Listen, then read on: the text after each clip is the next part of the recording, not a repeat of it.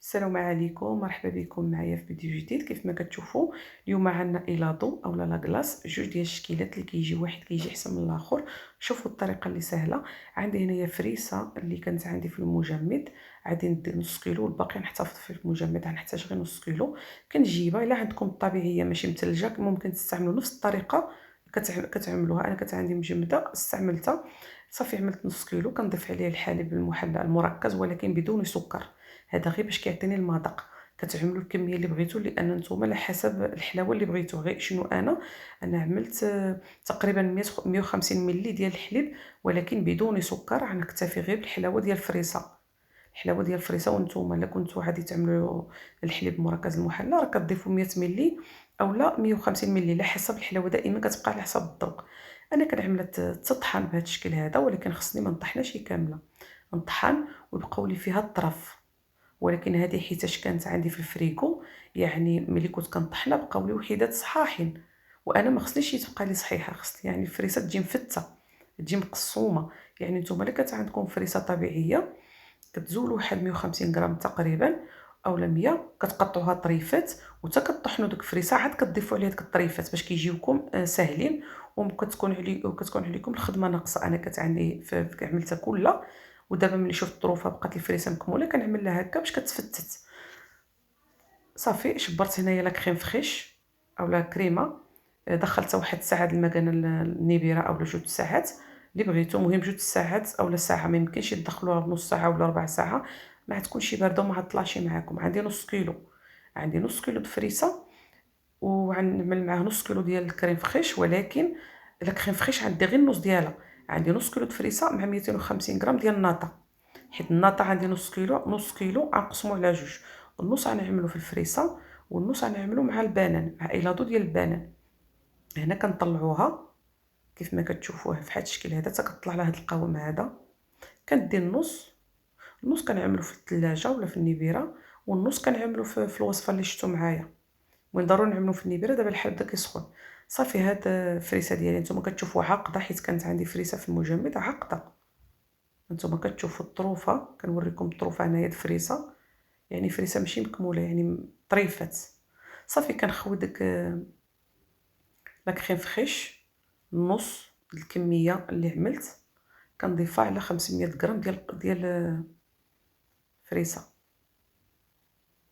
نتوما كتشوفوا عندنا ايلاضو فيه هذا فيه جوج المكونات، فريسه ولا كريم فريش. داك الحليب المركز المحلى هذاك باش يعطيني المذاق، بغيتو ضيفوه، ما بغيتوش تضيفوه ما كتضيفوهش، كتضيفوه حلو لا بغيتو يجيكم حلو. صافي كنخلط من تحت من فوق حتى كنشوفوا اندمج الكل. صافي ديك الطروفه اللي كتشوفوا كيكواور، هذيك الفريسه اللي قلت لكم بقات بالطريفات، هذيك خصني تبقى لي بالطريفات باش ايلاضو ديالي كيجي فيه الطريفات ديال الفريسه. نتوما كتشوفوا الدراري الصغار ولا العيال الصغار كيعجبهم داك ايلاضو اللي كيكونوا فيه الطروفه ديال الفواكه. الا كان ما كيعجبكمش اولا وليداتكم ما كيعجبهمش ما تطحنوها كامله، عملوا داكشي كلشي مطحون. صافي انا جبت هنايا 3 البواطات ولكن غنستعمل غير جوج.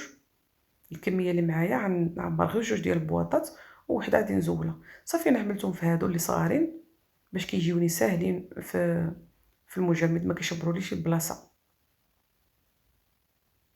كنعوضها هيدا غير باش داك الفريسه الطريفات الفريسه يكونوا مفرقين في اللاطه كلها اولا في الطاسه كلها، باش ملي كنهزو كلها كنهزو البوله راه كيتهز مع داك الطريفات. صافي كنغطيهم كنعملو في المجمد ونجوزو للوصفه الثانيه. صافي المجمد غنخليهم 4 حتى 6 ساعات. الوصفه الثانيه عندي هنا ايلاضو ديال البنان اللي كيكون فيه هاد النقيطات هادو، يعني يكون طايب، ما يمكنش يكون خضر. يعني الا كان باقا عنده القشره خضراء في المذاق ما يجيش مزيون وما يعطينيش الحلاوه اللي انا كنقلب عليها. حيت هاد الايلاضوس بجوج بهم بدون سكر، كنكتفيو غير بالسكر الفواكه اللي فيهم. يعني كنكتفيو غير، انا اكتفيت بالحلاوه ديال الفريسه، وهذا انا اكتفي غير بالحلاوه ديال البنان. وانتم حتى هذا الا بغيتو تزيدوا تضيفوا الحليب المركز محلى راه نتوما كتضيفوا على حسب الذوق ديالكم. هنا تقريبا عندي واحد 600 حتى 700 غرام ديال البنان، 600 حتى 700 غرام. ملي كنزولوا القشره كيبقى معنا شي نص كيلو هيدا تقريبا. وغادي نعملو معاه 250 غرام اللي بقات معنا من قبل. صافي هذا ما كانش عندي مثلج، الا كان عندكم مثلج حتى هو كتعملوا نفس الطريقه في حفريسه. ما كانش مثلج هانتوما كتعملوا فحالي. كنضيفوا 2 معالق ديال القرفه، كونوا سخيين في القرفه لان كتعطيها مذاق مزيون.